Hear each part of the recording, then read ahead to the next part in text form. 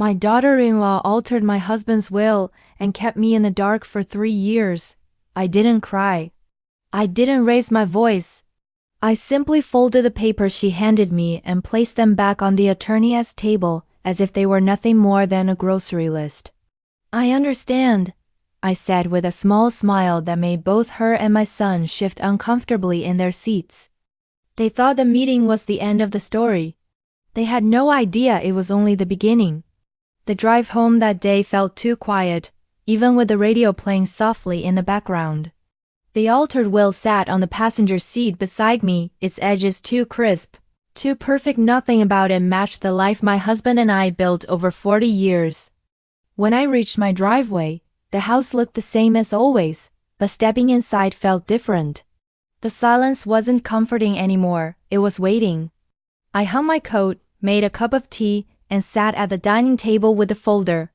My husband's supposed signature stared back at me, smooth, strong, without the tremor he developed during his last year. That alone told me everything. 3 years. For 3 years, they let me believe he left nothing behind. A text buzzed on my phone. Hope you got home safe.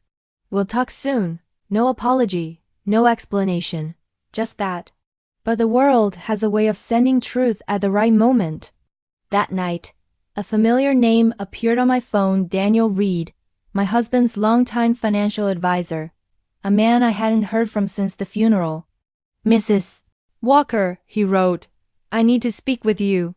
It's important. The next morning he arrived at my door, carrying a warm briefcase and an expression that wasn't pity but regret. I should have come sooner, he said. Then he placed an older folder on my kitchen table, creased, slightly faded, but unmistakably real. This, he told me, is your husband's actual will. The last one he signed in my office. My hands hovered over the folder before opening it.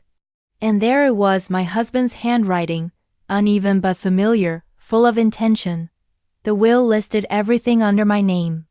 The house, the accounts, his collection of watches, his savings. All of it. He had taken care of me. They had erased me. Daniel explained how he'd been dismissed from handling the estate after refusing to release documents to my daughter-in-law. He didn't know what happened afterward, only that he'd been pushed out without reason. They didn't want oversight, he said quietly. The truth settled in my chest, not heavy, but grounding. A truth that suddenly made every odd moment from the past few years click into place. The missing letters, the hushed conversations, the unexpected bank notices, the forced smiles. Still, I didn't react with anger. My husband always said that anger clouds judgment, and right now clarity was my greatest advantage. After Daniel left, I walked through the house, letting memories guide me. Every picture on the wall held a piece of the life we'd built. Every object in the study still breathed his presence. In his old wallet, I found a handwritten note. Everything I have is for you. And just like that, the decision formed inside me, not loud, not rushed, solid. I wasn't going to confront them yet. People reveal themselves more clearly when they believe no one is watching. Later that afternoon, another knock came at my door. This time it was someone unexpected. Evelyn, my husband's sister. A woman who never trusted my daughter-in-law's polished smile. I heard some things, she said as she stepped inside. And I think you need to see this. She handed me an envelope, no return address. Inside were 2 photographs. Side-by-side comparisons of my husband's real signature and the forged one. The difference was glaring. I don't know who sent these, Evelyn said, but someone wants you to know the truth. We sat at the dining table, my quiet battleground, and pieced together everything we both remembered. The comments my daughter-in-law had made at church about managing the old house. The time she rushed to handle mail before I saw it. The financial questions that never made sense. She thinks you're the easiest one to move off the board, Evelyn said. She underestimated me, I replied. For the rest of the evening, we talked through decades of family patterns, the small betrayals that hinted at bigger ones, and the way silence can sometimes be mistaken for weakness. But silence is not weakness. Silence is strategy. Before leaving, Evelyn placed her hand on mine. When you make your move, she said, make it quiet. That's how people like her fall. And I understood exactly what she meant. The next morning, I laid everything out on the dining table. The real will. The altered one.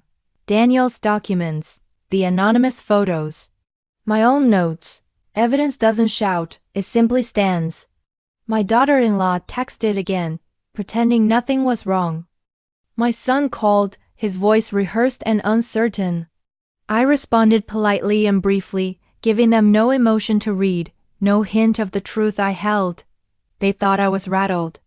They thought they still had the upper hand. They thought their version of the story was safe. But I had already stepped out of the dark they put me in. And people who rely on shadows never react well when the light shifts. This was no longer about revenge.